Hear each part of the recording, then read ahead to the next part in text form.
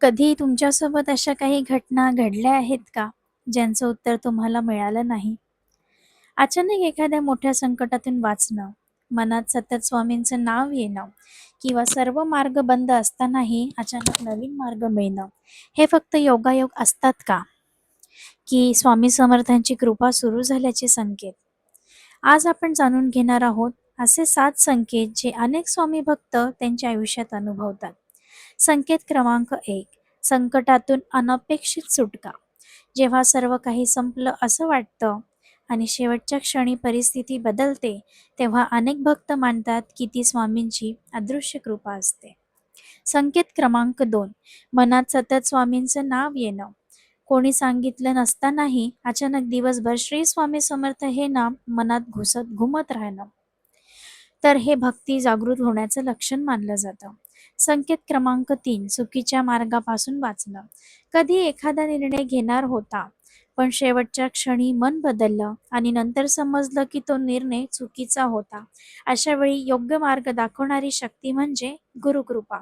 संकेत क्रमांक 4, मनाला अचानक शांतता मिळणं. समस्या तशाच असतात, पण मनातील भीती कमी होते, विश्वास वाढतो.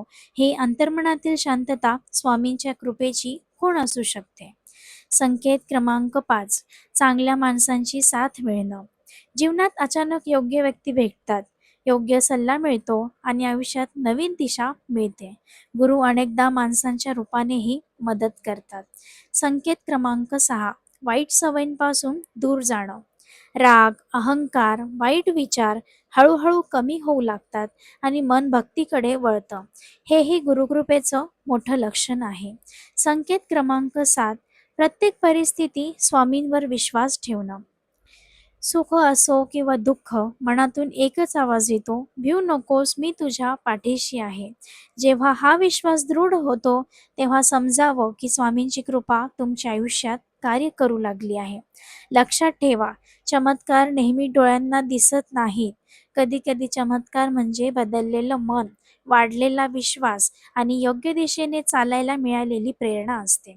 जर या 7 संकेतांपैकी एक तरी संकेत तुम्ही अनुभवला असेल, तर कमेंटमध्ये भक्तिभावाने लिहा, श्री स्वामी